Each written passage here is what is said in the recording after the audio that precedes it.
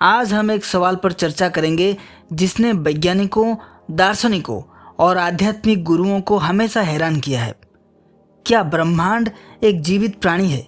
क्या हमारे आसपास का ये अनंत ब्रह्मांड यानी कि इतना बड़ा यूनिवर्स अपनी खुद की चेतना रखता है, यानी कि इसके पास अपना खुद का कॉन्शियसनेस है? क्या हम सब इसके हिस्से हैं या यह सिर्फ पदार्थ और ऊर्जा का एक विशाल ढांचा है? आइए इस रोमांचक सफर की शुरुआत करते हैं। दोस्तों, कुछ वैज्ञानिक और दार्शनिक मानते हैं कि हमारा जो यूनिवर्स है ये सिर्फ एक निर्जीव ढांचा नहीं है, बल्कि यह एक जीवित प्राणी की तरह कार्य करता है। इस विचार को समर्थन देने वाले कहते हैं कि ब्रह्मांड का हर हिस्सा, चाहे वो आकाशगंगा हो, तारे हो, ग्रह हो या फिर ब्लैक होल हो, ये सब एक बड़े सिस्टम का हिस्सा हैं, जैसे हमारे शरीर के अंग हैं। इसे गाइया हाइपोथेसिस से जोड़ा जाता है, जिसे वैज्ञानिक जेम्स लॉवलॉक ने प्रस्तावित किया था। इस थ्योरी के अनुसार पृथ्वी खुद एक जीवित इकाई है जो अपने पर्यावरण को संतुलित करती है। अब सोचिए, अगर पृथ्वी ऐसा कर सकती है तो क्या ब्रह्मांड भी ऐसा कर सकता है? विज्ञान के अनुसार ब्रह्मांड का हर हिस्सा एक दूसरे से जुड़ा हुआ है। आइए इसे 3 उदाहरणों से समझते हैं। पहला है क्वांटम एंटेंगलमेंट। क्वांटम फिजिक्स की यह सिद्धांत हमें बताता है कि ब्रह्मांड के 2 कण यानी कि 2 पार्टिकल्स, चाहे वे कितनी भी दूरी पर हों, आपस में जुड़े रहते हैं। इससे हमें यह पता चलता है कि ब्रह्मांड का हर कण एक बड़े नेटवर्क का हिस्सा है। दूसरा पॉइंट है सेल्फ ऑर्गेनाइजेशन।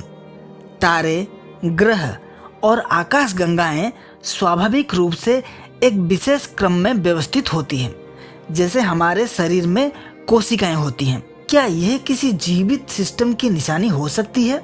तीसरा पॉइंट है डार्क मैटर और डार्क एनर्जी। हमारे यूनिवर्स का 95% तक का हिस्सा डार्क मैटर और डार्क एनर्जी से भरा हुआ है, जिसका उद्देश्य और प्रकृति अभी भी रहस्यमय है। क्या यह ब्रह्मांड की सुपर ब्रेन की तरह हो सकता है? दोस्तों, अब हम चलते हैं आध्यात्मिक और पौराणिक दृष्टिकोण की तरफ। दोस्तों, आध्यात्मिकता में हमेशा से कहा गया है कि ब्रह्मांड एक चेतन और जीवित प्राणी है। हिंदू धर्म विराट पुरुष को उल्लेख करता है, जिसमें ब्रह्मांड को एक विशाल शरीर के रूप में दर्शाया गया है। हमारे शास्त्रों के अनुसार हम सब इस विराट शरीर के छोटे छोटे हिस्से हैं। तिब्बती बौद्ध धर्म के अनुसार ब्रह्मांड में एक गूढ़ ऊर्जा है जो हर जीव और निर्जीव में प्रवाहित होती है। प्राचीन ग्रीक दर्शन के अनुसार ब्रह्मांड को कॉस्मोस कहा गया है, जो एक जीवित और व्यवस्थित प्रणाली मानी जाती है। अब हम मॉडर्न साइंस के हिसाब से देखते हैं। देखिए, आधुनिक शोधकर्ता कहते हैं कि ब्रह्मांड एक सुपर ऑर्गेनिज्म की तरह काम करता है।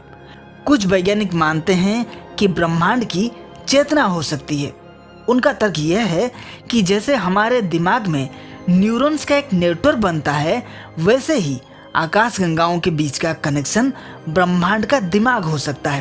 पृथ्वी पर जीवन का विकास और ब्रह्मांड में होने वाले घटनाक्रम, जैसे कि बिग बैंग या सुपरनोवा, यह संकेत देते हैं कि ब्रह्मांड खुद को समझने और विकसित करने की प्रक्रिया में हो सकता है। अगर ब्रह्मांड एक जीवित प्राणी है तो इसका यह मतलब है कि हम सब इसके छोटे छोटे हिस्से हैं। क्या हमारा दिमाग और हमारी चेतना ब्रह्मांड की चेतना का प्रतिबिंब है?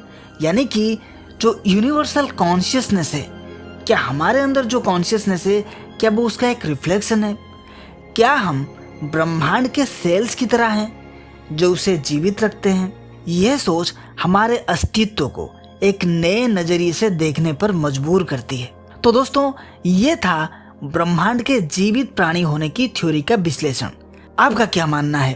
क्या ब्रह्मांड एक जीवित प्राणी हो सकता है या यह सिर्फ हमारी कल्पना है? अपने विचार हमें कमेंट सेक्शन में जरूर बताएं। अगर आपको ये वीडियो पसंद आया हो तो इसे लाइक करें, शेयर करें और द ऑब्जर्विंग पॉइंट को सब्सक्राइब करना ना भूलें।